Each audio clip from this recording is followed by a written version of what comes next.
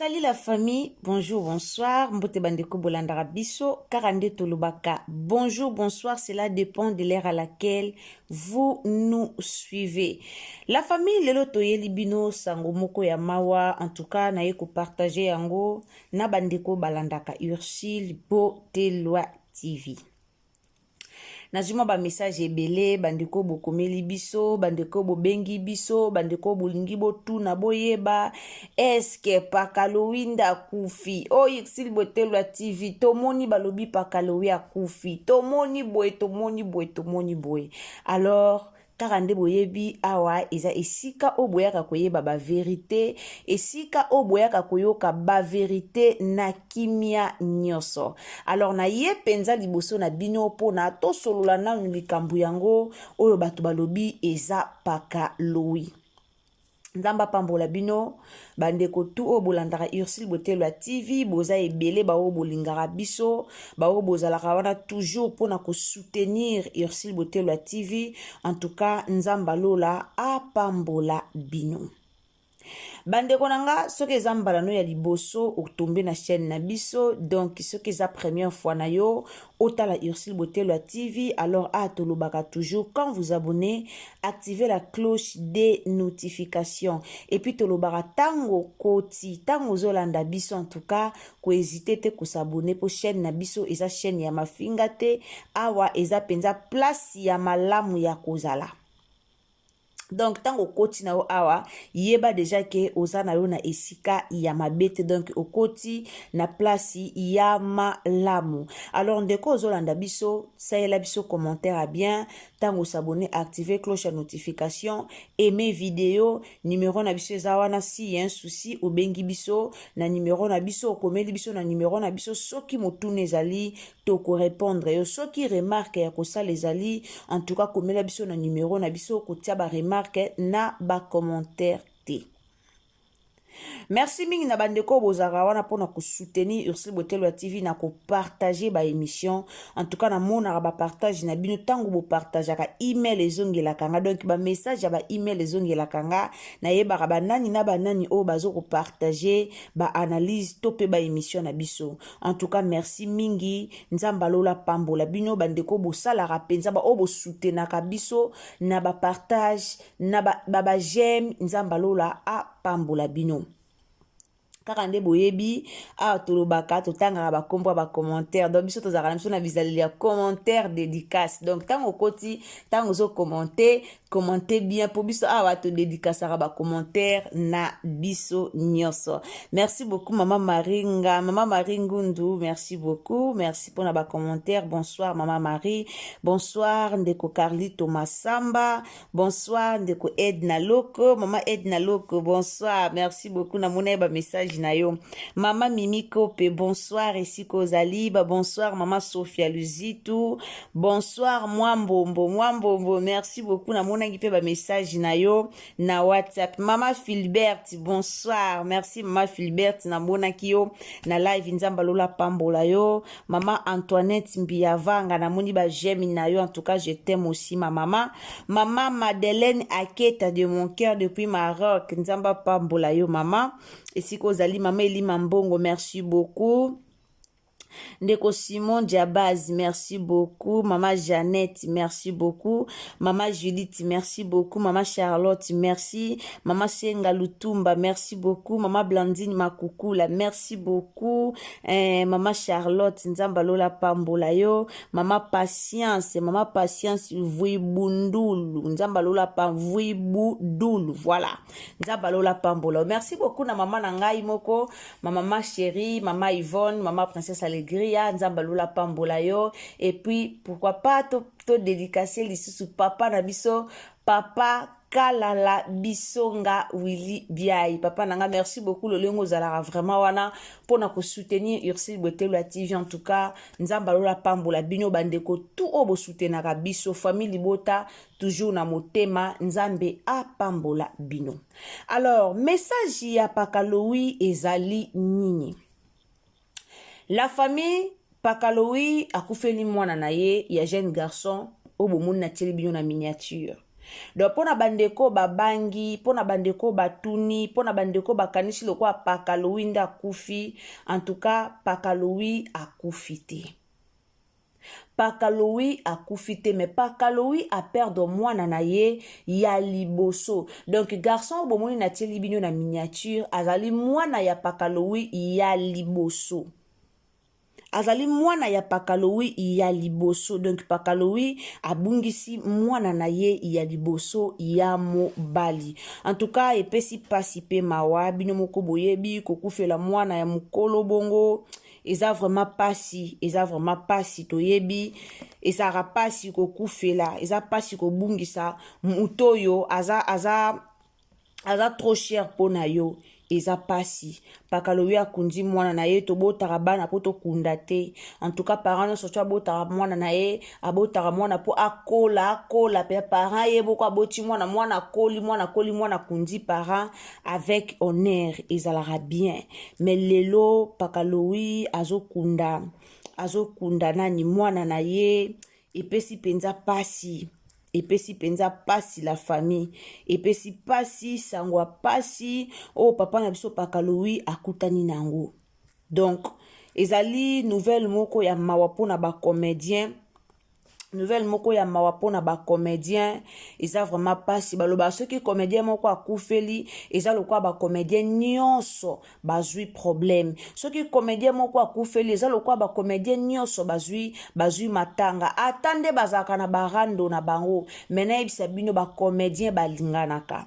Attendez bomona bango na barando na bango, mais si y a un problème ba comédien pe balingana ka po soki likambo eza tomona bango nyonso ndenge bazalaka, tomona bango nyonso ndenge ba affichaka, ndenge ba comportement na bango ezalaka. Soki likambo eza tomona malgré bazaka na bolingo hypocrisie, malgré wana mais bazaka quand même na mwa bolingo wana ya kotalana ya kosungana soki likambo ezali.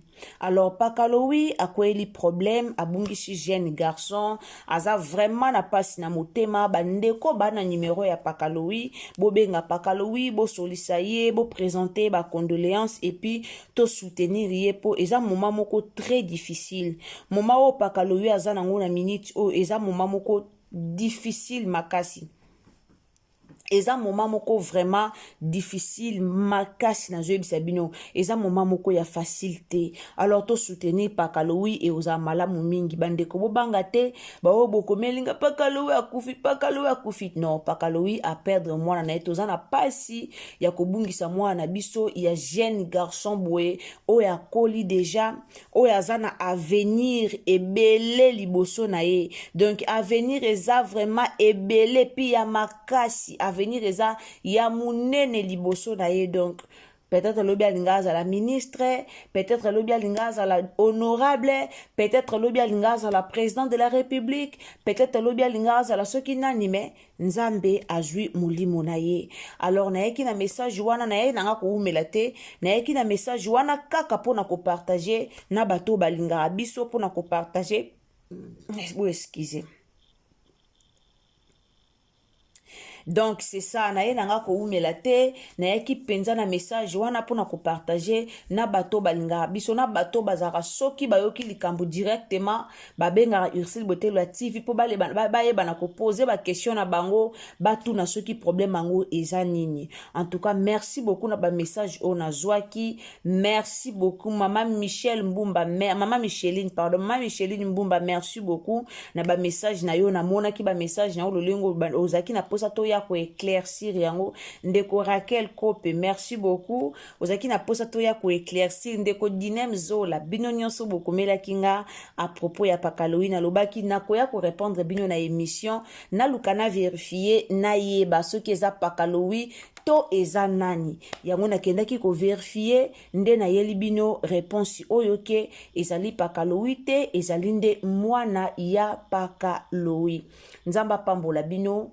En tout cas na yebelo na koloba te kande balobaka nzambe mopesi nzambe pe mozwi. Donc nzambe nda pesa ki biso yaya tangu ndeko atiki biso nzambe nde a décidé. Donc autrement ya kosala ezate tokabola mawana Pakaloui azana matanga ozaka na numéro bengi. En tout cas tokabola mawana Pakaloui et ozala bientôt kabula mawa penza na pakaloui to soutenir ye pour moment oyo eza moment moko facilité eza moment moko vraiment ya facilité na zoyebisa eza moment moko très difficile mambo na oloba peut-être moto akufela te à comprendre te mais ce qui déjà obungisa être cher ce qui déjà okufela oleka na ba situation oyo nde ko comprendre moment au pakaloui azoleka nango donc eza facilité ba comédien bolongola ba parti pris o bozara nango onga kutu bato na lobisaka bango te onga kutu boye onga kutu en tout cas to sangana to kunda pakaloui barando yango pe eza nango na solution moko te to sangana to kunda pakaloui e ozala malamu mingi tolingaka bino mingi ba oboyaka na barando ba oboyaka kofingaka na réseaux sociaux ba comédien surtout na ba fan o bayaka kofingaka na réseaux sociaux yaya boyoka mawa nzambe likolo na bino luison ye wana kufi likolo barando alors bino boyaka kaka kofingelaka bato na réseaux sociaux koya kofingaka baninga pona eloko te touti komona remisa ba trophée mama Belleville leki très kitoko to beti maboko to kumisi nzambe mais liko nango eza na ba association moko basali baya kosala pe ya bango me baya nango siko na ndenge moko ya mabe me baya nango siko na ndenge moko ya barando etali bino wana makala moto likolo ya mituna bino bato bozana na milimo ya barando bino bato bozo bomba bo batela ba âme na bino te bino bato boza wana ka pona barando pona kokitisa baninga pona bino bomata etali bino Jésus revient bientôt mutuna réseaux sociaux osala musala na ye oza comédien sala musala na bandima yo na misala na yo nde ebundela yo misala na yo nde elobela yo soko oza comédien musala na yo nde elobela yo et non ezala ona puna na batama na sima mafinga non musala na yo nde elobela yo et oza malamu ba mafinga moko boye ba association mo ya batu mo boya kaka ko détruire ba vie ya batu en tout cas à partir ya liwa ya Louison to komi ko telemela ba anti-valeur même na maboke même bato boyaka kosalaka baninga ba chantage même bato boyaka ko plibiaka baninga ko komantaka mabe na ba video baninga à partir ya liwa ya Louison to komi ko telemela bino tokomi kotelemela bino bandeko bozana na kati ya rando bobongola